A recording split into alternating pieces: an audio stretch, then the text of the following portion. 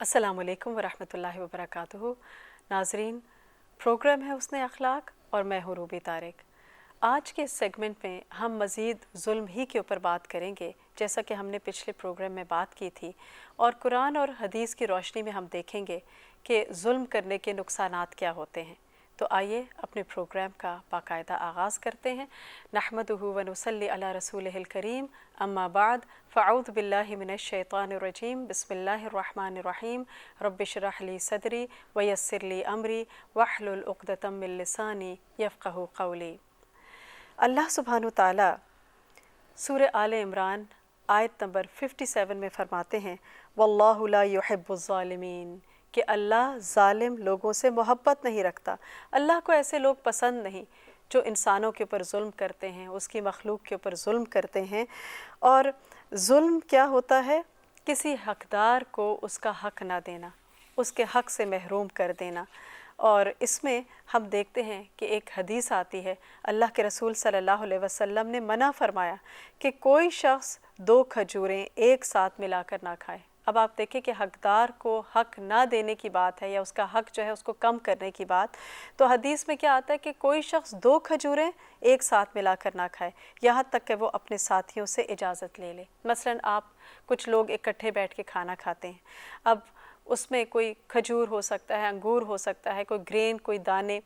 अब किसी शख्स को जल्दी है या बहुत भूख लगी है, तो अब वो जल्दी जल्दी लेके बहुत सारा खा ले और बाकी लोगों का हक जो है वो भी खा जाए। तो ये इससे रोका गया है कि नहीं, दूसरों की इजाज़त लेकर खाया जाए। फिर आप देखें कि बाज़ औक़ात हम देखते हैं कि शादी ब्याह के मौके पर या पार्टीज़ के मौके पर लोग इकट्ठे होते हैं और खाना लगा होता है, और बाज़ दफ़ा पता भी होता है कि अब लिमिटेड खाना है, ज़्यादा नहीं है, और पीछे एक लंबा क्यू लगा हुआ होता है। लेकिन हम क्या करते हैं, जल्दी जल्दी अपनी प्लेटें भरना शुरू कर देते हैं कि कहीं कम ना हो जाए, और फिर उसमें से भी हम खाते आधा हैं और आधा ज़ाया हो जाता है, किस तरह ट्रैश में चला जाता है।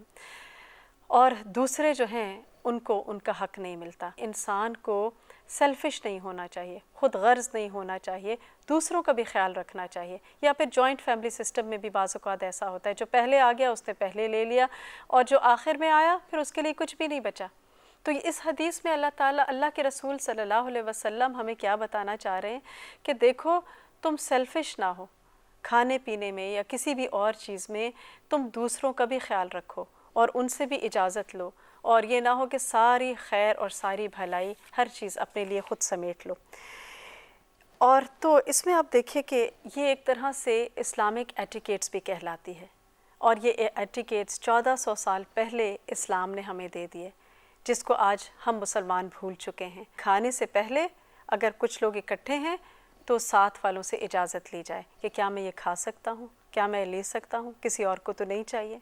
तो ये छोटी छोटी बातें होती हैं, लेकिन ये एक कौम को मुहज़्ज़ब कौम बनाती हैं।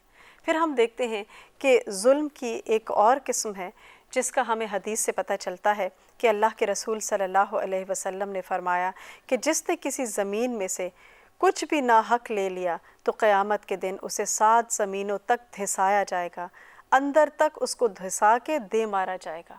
एक और बुखारी की रिवायत में आता है कि आपने फरमाया कि जो कोई कुछ ज़मीन जुल्म से छीन ले किसी की, तो 7 ज़मीनों का तौक उसके गले में डाला जाएगा।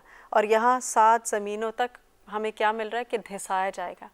तो अब देखें कि बहुत ज़्यादा डरने की बात है और केयरफुल होने की बात है कि कोई शख्स अगर उसको 7 ज़मीनों का तौक उसके गले में हो तो वो कैसे उठ सकता है, तो वो उन ज़मीनों के साथ ही धंसता चला जाएगा।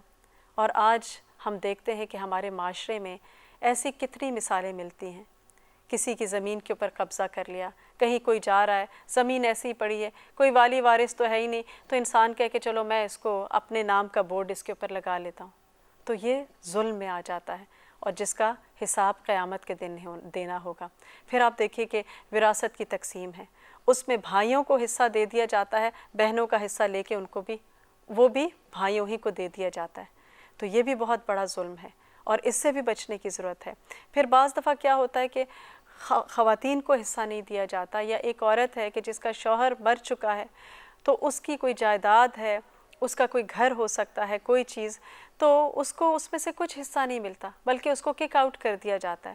تو یہ بھی بہت بڑا ظلم ہے اور جس کا حساب ہمیں قیامت کے دن دینا ہوگا. پھر ایک اور چیز بھی ہوتی ہے، بعض دفعہ لوگ اپنی زمین کا کچھ حصہ ایکسٹرا لے لیتے ہیں، یعنی ڈیمارکیشن ہوئی ہوئی ہے، وہ اپنا ایکسٹرا حصہ جو ہے وہ کہیں سے لے لیتے ہیں، گورنمنٹ کی زمین ہے یا کسی اور کی زمین ہے، تو یہ بھی ظلم میں آ جاتا ہے. تو یہ ساری چیزیں جو ہیں اقسام، ظلم کی اقسام ہیں، اور حدیث میں آتا ہے کہ الظلم ظلمات یوم القیامہ، رواہ البخاری، کہ ظلم جو ہے وہ قیامت کے دن اندھیروں کی شکل میں ہوگا. ہم سب اندھیروں سے کس قدر گھبراتے ہیں، خوف کھاتے ہیں. کس کو اندھیرا اچھا لگتا ہے؟ ایک ہیبت ہوتی ہے، انسان پریشان ہو جاتا ہے. لیکن جس نے اس دنیا میں ظلم کیا اس کے لیے قیامت کے دن کوئی روشنی نہیں ہوگی، اس کے لیے صرف اندھیرے ہی اندھیرے ہوں گے. تو جس نے ظلم کیا اس کے لیے قیامت کے دن کوئی روشنی نہیں ہوگی، صرف اندھیرے ہی اندھیرے ہوں گے. اس کے اوپر مزید ہم بات کریں گے لیکن ایک بریک کے بعد.